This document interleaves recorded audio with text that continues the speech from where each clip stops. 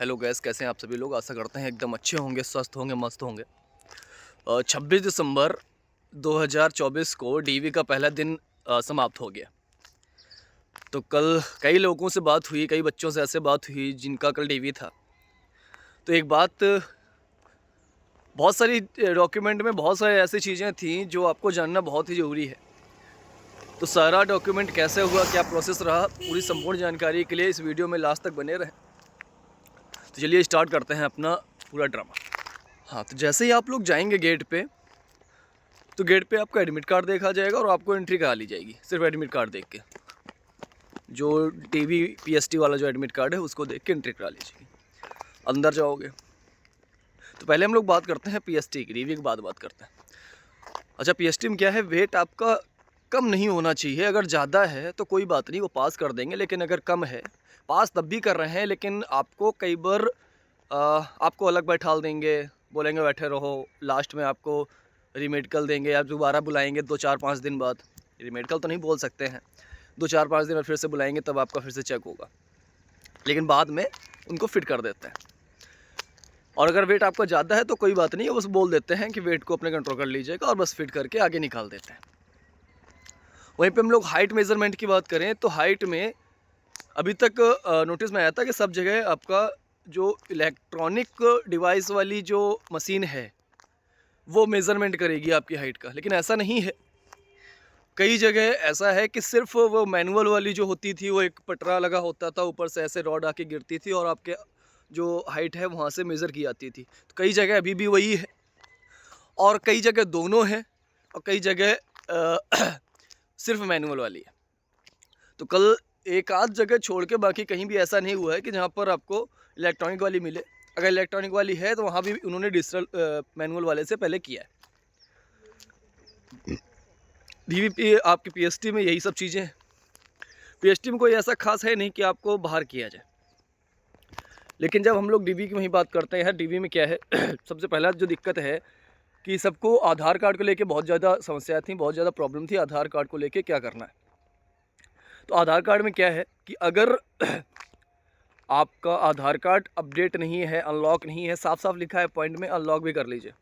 Unlock का process क्या है वो मैंने अपने एक वीडियो में आपको बताया है कि आप आधार अपना अनलॉक या लॉक करने के लिए आपको कहीं भी साइबर कैफ़े पे नहीं जाना है, आप अपने मोबाइल से ही अनलॉक कर सकते हैं। प्रोसेस क्या है, मैंने पूरा प्रोसेस अपने एक वीडियो में डाला है। जिसने अभी तक नहीं देखा है वो आप चैनल में विज़िट कीजिएगा, तो शायद लास्ट वीडियो वही पड़ा होगा, लास्ट से लास्ट वाला, लास्ट सेकेंड वीडियो वही पड़ा है। तो आप पूरा देख लीजिए कैसे अनलॉक करना है। आप से क्या क्या मांगेंगे, हाई स्कूल, इंटर। अगर आपने उसमें डॉक्यूमेंट जब अपलोड हुए हैं, फॉर्म आपने भरा है, अगर आपने ग्रेजुएशन भी डाला है तो ग्रेजुएशन भी मांगेंगे। उसमें आपका जो आपने फॉर्म में सर्टिफिकेट नंबर, रोल नंबर वगैरह जो लिखा है, नाम वगैरह, वो बहुत ही कायदे से मैच किया जा रहा है। एक एक अंक, एक एक नाम के स्पेलिंग सब बाकायदा मैच करेंगे। अगर आप फिर से आप देख लीजिए अपना फॉर्म, अगर आपको लगता है कि आपके फॉर्म में और मार्कशीट में कि किसी अंक की या किसी नाम की स्पेलिंग की मिस स्पेल्ट हो गई है, तो उसके लिए आप एक एफिडेविट बनवा लीजिए, हलफनामा जिसको बोलते हैं।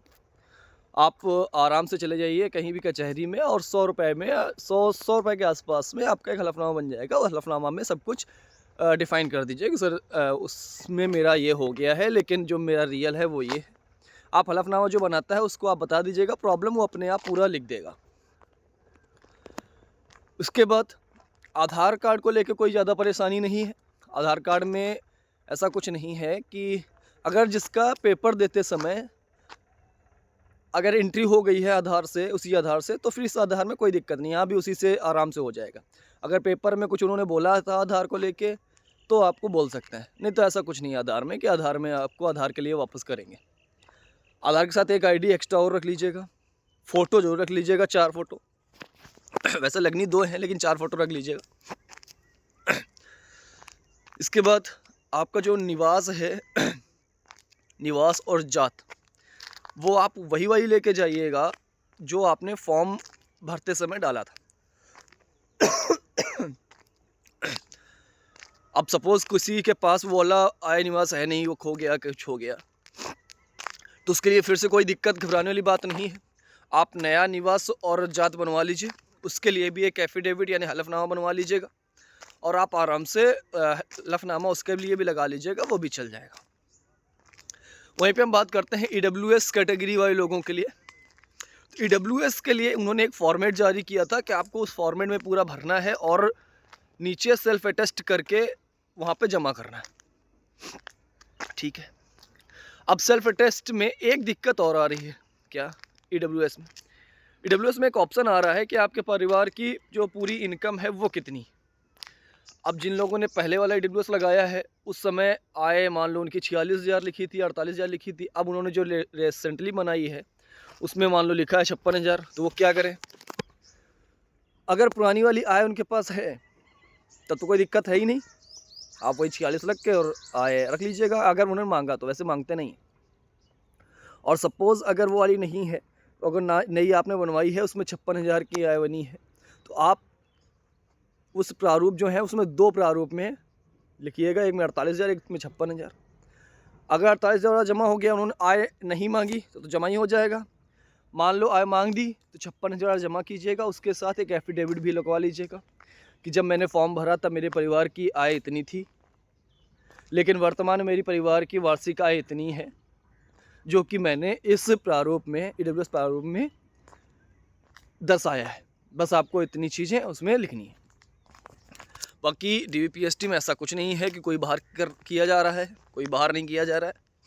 आपको जैसा लगता है कि आपका कोई कागज़ है वो बना नहीं है, अभी आपको टाइम लगेगा, तो आप क्या कीजिएगा, एक अभी इन्होंने डिसीज़न निकाला था कि आपका जहाँ पे DV है आप वहाँ पे जाइएगा, वहाँ पे आप बता दीजिएगा कि सर मेरी ये प्रॉब्लम है, मैं अभी DV नहीं दे पाऊँगा। तो वो आपको DV के लिए एक अलग डेट निर्धारित कर देंगे, अलग डेट आपको दे देंगे कि ठीक है आप अभी नहीं दे पा रहे हैं तो कोई बात नहीं, आप उस दिन आके दे दीजिएगा।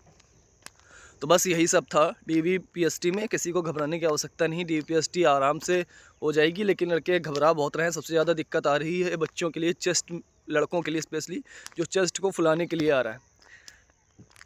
ज़्यादातर लड़के जो हैं वो घबरा जा रहे हैं और चेस्ट को पहले फुला ले रहे हैं, बाद में फुला नहीं पा रहे हैं वो 5 इंच।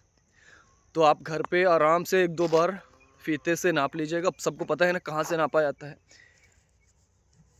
ये चेस्ट आपका है और इसके जस्ट नीचे से आपको नापना है, तो आप घर पे ही पहले नाप लीजिएगा। आप देख लीजिएगा नॉर्मली आपका कितना आ रहा है, नॉर्मली कितना आ रहा है। आपका जितना नॉर्मली आ रहा हो, मान लो नॉर्मली आ रहा है 85, तो आप पहले इसको आराम से और छोटा कर लीजिए, घर पे ही नाप के देख लीजिए कि कितने में आपका 80 आ जाएगा।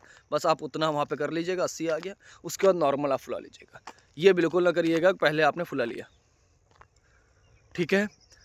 चलिए, और कोई अगर जानकारी चाहिए हो तो आप ज़रूर कमेंट बॉक्स में करके बताइएगा, आपको हम तुरंत अपडेट करेंगे। और फिर से एक बात और बोलेंगे, ज़्यादातर मैं वीडियो में बोलता नहीं हूँ, कि हौसले को बढ़ाने के लिए बस वीडियो को शेयर और लाइक ज़रूर करिएगा। लाइक करिए ना करिए ठीक है, आपकी मर्ज़ी, लेकिन शेयर ज़रूर करिएगा ताकि इन सभी लोगों के पास पहुंच जाए जिनको एक बेसिक से एकदम नॉर्मल तरीके से समझना है कि कैसे क्या हुआ है, कैसे क्या करना है। और मैं कोशिश करूंगा कि आज जो बच्चे कल दे के आए थे, जो आज दे के आएंगे, उन सभी से आपका मुलाकात कराऊँ। चलिए, मिलते हैं फिर अगले वीडियो में, तब तक के लिए जय हिंद।